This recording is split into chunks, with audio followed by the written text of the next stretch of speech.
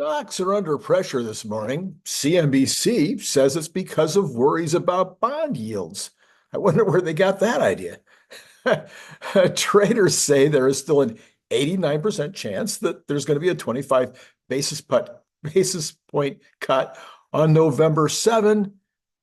I'm not so sure that that is going to turn out to be something that ages well. Well, I'm thinking maybe this rally is just exhausted, but then I've been saying that for 2 months, and the rally just continues to go on and on and on. So, yeah, I guess I haven't been right about that, but we'll see. At some point, usually what goes up must come down, and maybe this market will eventually find a point at which it can't just keep going and going and going. Pre-election would seem like a place where there'd be nervousness, and yet we're not seeing any nervousness at all. Tesla is down marginally and will likely be under 120 until Thursday after the earnings report on Wednesday. We could see a relief bounce if the numbers are equal to or better than expected.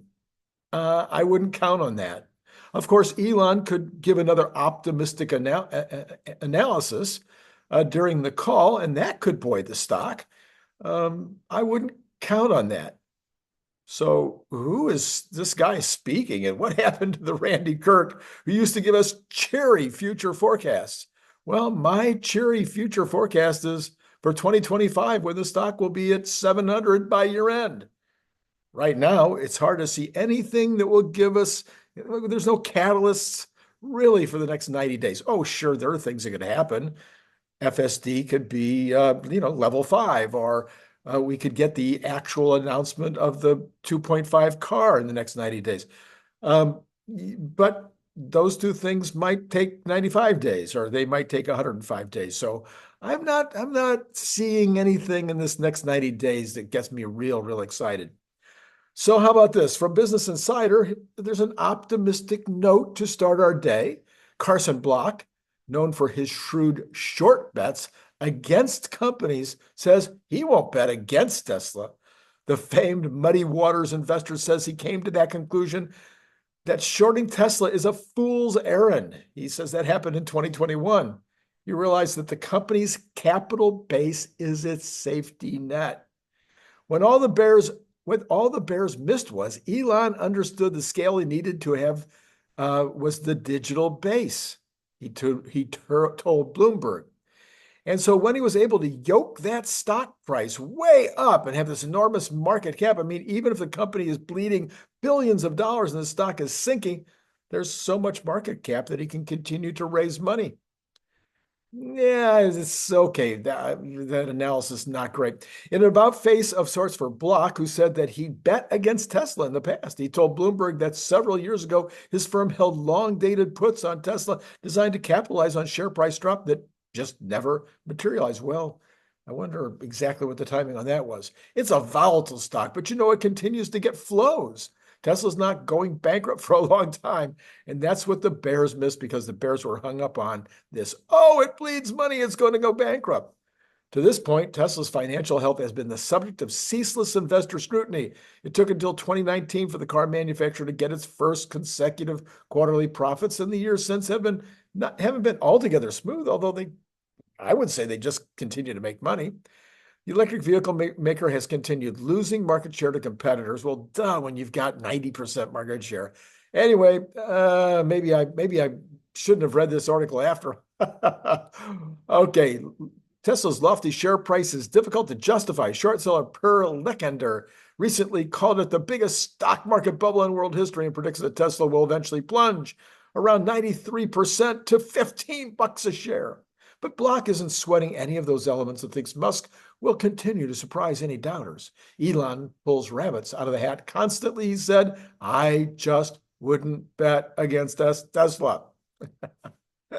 Well, just a few days ago, I said the Q4 for Tesla probably comes down to the US and Europe, and that getting to 500 plus units of sale in the Q4 is going to be a challenge. And this is in large part due to the Osborne impact on the Model Y with the Juniper and the long waiting list for Cybertrucks. And I know I've been beating on this, but it's just my opinion. I think it's true, and I think I've been convincing others that it is true. I've even done some polling. Well, maybe I get a smiley face on that one because here's a brand new promotion, only 21 days into the quarter, and it is a doozy. This is a promotion from Tesla. Sawyer Merritt reporting last night. New Model Y and Model 3 finance order promotions in the US, and these financial deals do not require any purchase of FSD. That's how these started out, but that's gone away. So you can get a Model Y with 36 to 60 months of 0% APR. Why would you take a 36 month if you can get 60? That makes no financial sense at all of 0 APR. You can get 72 months at 0.99 APR, and you can get 84 months at 2.99. I don't know if you remember, but a while back, I suggested that they're, with Teslas being forever cars, they're going to last for 25 years. Maybe they should go ahead and have 10-year loans. And wouldn't that be something? Get a 10-year loan with 3%, 4% interest rate, 5%. Model 3s, you only can get 36 months at 0%, but you get 48 months at 0.99, 60 months at 1.99, 72 months at 2.99, and 84 months at 4.99 for your Model 3. In addition, inventory vehicles are getting discounts. This is on top. This is on top of that and the 7,500 that comes back from Uncle Sam. We are looking at this is probably the last time. This is what my prediction. Well, it might happen. Well, no, I don't think so. I think this is the last time you're going to be able to buy Tesla on sale. That's another prediction. Fourth quarter this year, they're pulling out all the stops. They want to move a lot of metal. They got to get up to that 1.8 million plus. Otherwise, Elon's going to have to say, whoops, I missed on that one. So they're going to be pulling out all the stops. And so you're going to get a deal. If you want to buy a Tesla and you're willing to get the Model Y without all the new fun stuff, this is going to be a great time to do it. China numbers are excellent. And this is what I mentioned in the comment below and a couple of weeks ago.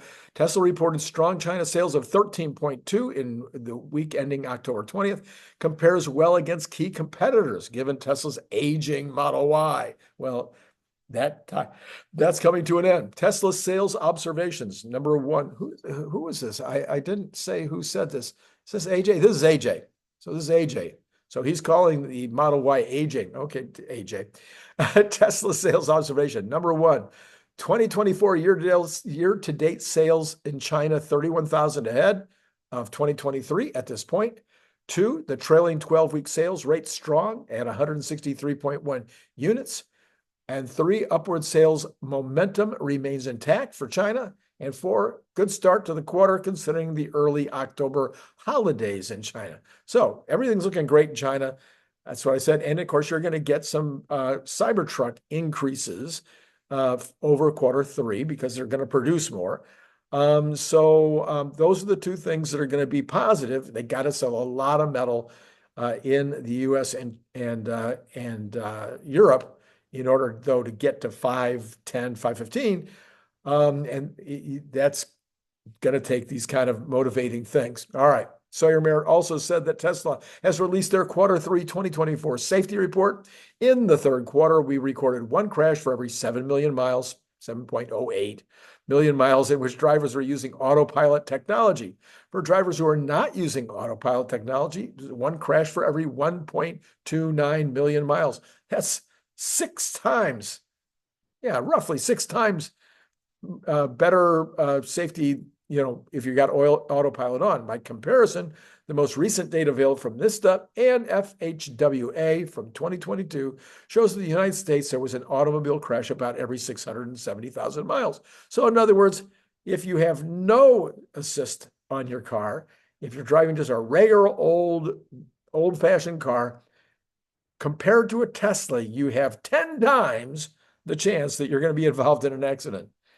And by the way, these numbers are pretty much in line with recent quarters. These are not big increases or decreases, are right about in line. Troy, Test-like, I don't know what happened. I've never seen him do this before, but overnight, he made a decision that he was wrong, and he raised his estimate for Wednesday from 50 to 55 cents after taking a second look.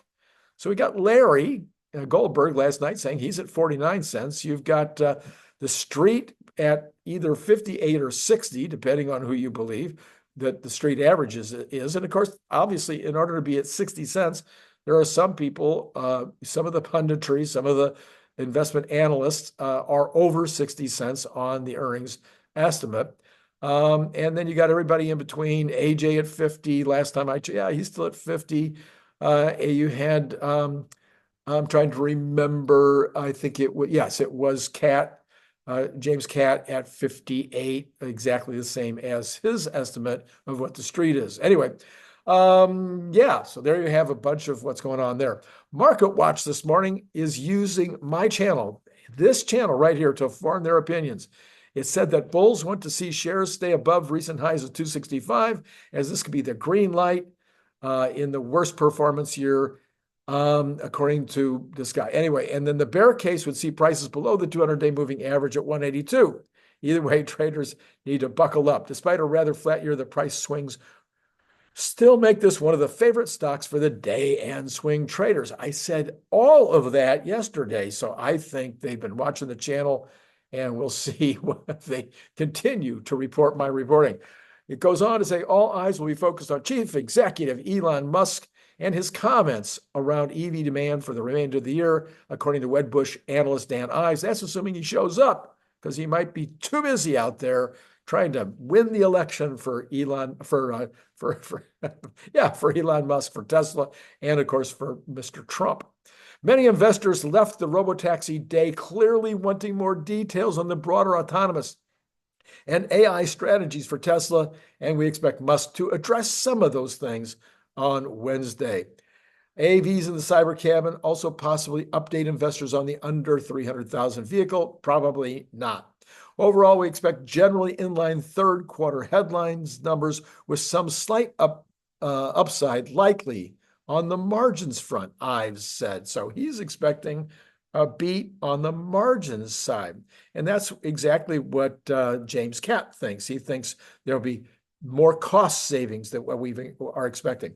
There are a lot of moving parts in the Tesla story over the next year, but ultimately, and the encouraging China strength seen this quarter will be a linchpin for the bullish Tesla narrative looking ahead, while the AI strategy involves, said Ives, a known Tesla bull.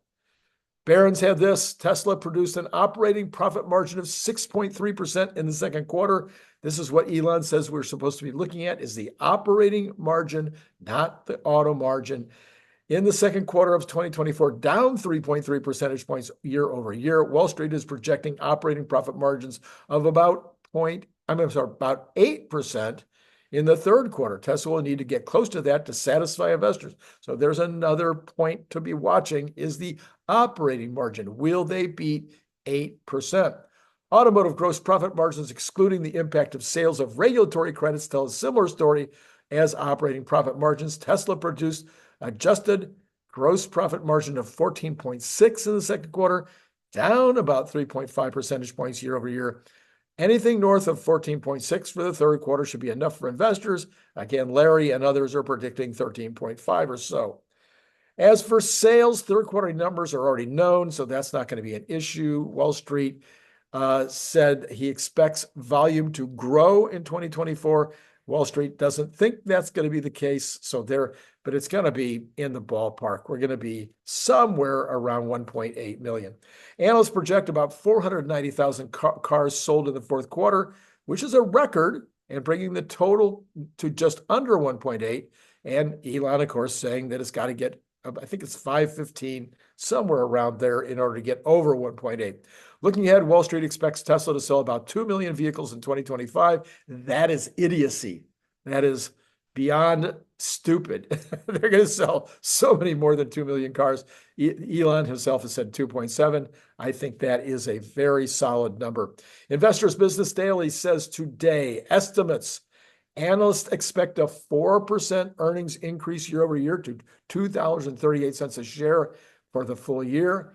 Revenue is seen growing to 1% to 44.671 billion. I'm sorry. I completely forgot to add. This is Investors Business Daily reporting on General Motors. Analysts had expected a 4% increase year over year to 238. They expected revenue to grow to 44.67 billion. Results: GM's third quarter adjusted earnings came in at $2.96 a share, a big beat, a 30% jump. Revenue for the quarter was at 48.76 billion, also a big beat. Outlook: the company tightened without raising its band of expected earnings to between 10 and 10.50 a share for the year. And going into this report, analysts had targeted full year EPS of 9.97. So another beat. The company raised its guidance to 14 billion to 15 billion, up from previous guidance of 13 to 14 billion. And they also are expecting a better cash flow. This is Randy Kirk. Thank you, Bismarck, who has joined Patreon. And he also said this. He said in an accompanying memo, he tunes out the show sometimes when I'm talking about government stats. Come on now, Bismarck. Can't do that. I can't turn out anything I say. It's all critical. Says he doesn't believe any of the government stats, but he promised to work on this. I guess what he means is he promised to work on staying tuned in. I'm not quite sure. Maybe Bismarck, hit me up with another DM in Patreon and let me know exactly what you meant by your effort to work on this. Hit like, hit subscribe, hit notify. Why notify? Well, Brian White will be back today around the 11 o'clock, 12 o'clock, somewhere around there. And what we're talking about is the questions for the earnings call, both those that are on S-A-Y, where we get to vote on the questions we want to hear on Wednesday. And then also some of the questions I have and that Brian have that we would much prefer get answered on Wednesday. So that's why you want to watch Brian. And then later in the day, you guys are just enjoying the heck out of Nicholas. He's doing a great job on Tuesday nights, and he'll be here tonight to talk about tomorrow. In this Wall Street Journal about how simple economic assumptions are continuing to break down, they come to this conclusion, which I felt was worthy of contemplation. I think we can all agree that these simple economic assumptions have all broken down over the last 3 years. The economists have been wrong over and over and over again. I have been wrong over and over again, but I think I've been beating the economists. I said no recession last year. They said there'd be a recession last year. I said there'd be a recession this year. I might be wrong, but they said that it was going to be a great year for the economy. And I think they're going to be wrong. Anyway, going back to the article, by this point, economists were raising their hands and saying, hang on, things are complicated. Yes, the problem is that we only get the complexity with hindsight, and investors tend to focus on one thing at a time. We now know, for example, that productivity seems to have grown fast and that mass immigration boosted the labor force, messing with the Bernanke-Blanchard equation and also the SOM analysis, and helping reduce wage pressure, that expanded output per person. Investors who still have a touching faith in economic forecasts. That's funny. Investors who still have a touching faith in economic forecasts should consider the consensus 1, 2, and 3 years ago. In October 21, the U.S. was expected to expand by 4% in 22, but by October 22, that growth had only been 1.7%. The Fed's dot plot medium was even more depressing, projecting 2022 growth at just 0.2%. Private sector economists forecast growth of 0.2% for 2023. The latest data show that gross domestic product actually grew 22.5 in 2022. And by October 2023, economists were back up to predicting 2023 growth at 2.2. Even though that was too low, but they penciled in only 0.9% for this year. Now they're back up to 2.6 for this year, but now saying only 1.7 for next year. The recent record suggests that if economists are right this time, which they won't be, it will be more luck than judgment. The economy has repeatedly refused to do what the basic model suggests it should, and no one knows if the excuses, saved stimulus checks, snarled supply chains, productivity, immigration, were all just one-offs, or if there will be a new reason next year to explain why they were wrong. I think the big one is going to be productivity. Simple narratives can be very useful when examining how markets behave, but don't expect them to explain the economy. MarketWatch has an article out this morning that pulls together a line of reasoning that suggests that equities could be headed into a lost decade, where average returns might only be around 3% based on the S&P. Overall, I think that idea is without merit, but I did find this part of the article to be useful. Goldman found in their analysis that current cyclically adjusted price to earnings ratio put the S&P 500 at 38 times forward earnings. And that's not far from its dot-com bubble peak. But what is even more unprecedented is the current degree of concentration in the market, which has surpassed its levels from the dot-com era and now sits at the highest levels since the early 1930s. When taken together, high valuations and high concentration increase the chances of dismal returns going forward. So if you're way up here, and even if the economy continues to go along just fine, and even if earnings go along just fine, but 5 years from now, the forward or what people are willing to pay for stocks based on forward sales projections is down here, then you might have over that 5-year period this only 3% per year gain on the S&P. Goldman found that the market today is more concentrated. What did I say? One reason high concentration is weighed on returns for stocks in the past is investors tend to underestimate how difficult it is for companies to maintain their competitive moats. The current extremely high level of market concentration is one of the main drags on our forecast. This is what I just said. Based on these things, how things stand right now, a portfolio of treasuries has a strong chance of outperforming the S&P. The equal weighted version of the index will likely also outperform its capitalization weighted peer as well. A few things could help to scramble Goldman's forecast. Costa noted, stronger than expected productivity growth could help justify higher valuations, and a cut to corporate tax rates could help keep the rally going at or about its current pace. Do I need to read that over again, or did you get it? I think you guys got it. It's going to be all about that productivity and maybe about corporate tax cuts. We'll see who wins the election, and we'll see what happens after the election. But what's the opposite of a corporate tax cut? Oh, that would be a corporate tax increase, which would do what to your chances of improving stock market prices over the next 5 years? Oh yeah, that would not be good. Okay, let's find out where markets are right now.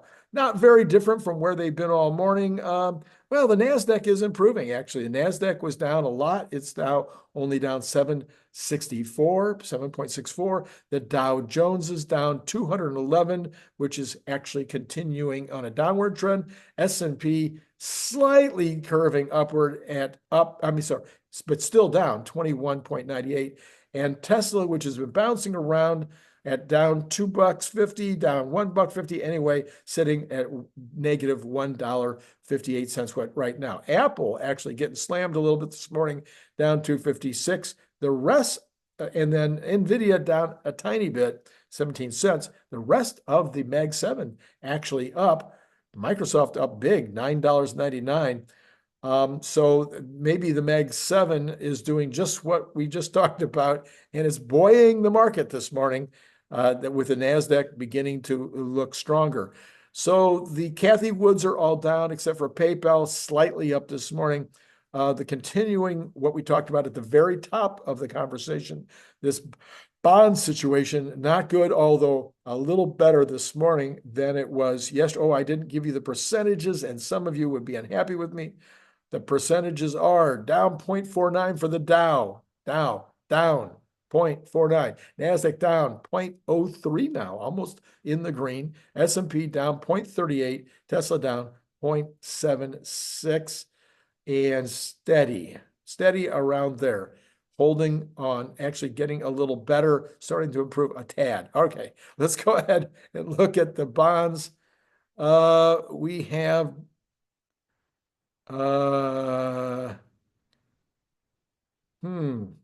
okay, that headline threw me off. It wasn't anything that we need to report on right now. Maybe something I'll report on later. Okay, here we go with the bonds. Oh no, wow, what a difference a few minutes makes. The 10-year is now up 1 basis point. It had 1 basis point, 1 basis point right now to 4.192, almost at 4.2. It was as high as 4.2 yesterday. It had been going down this morning, but now returning to positive territory on that rate, on that interest rate.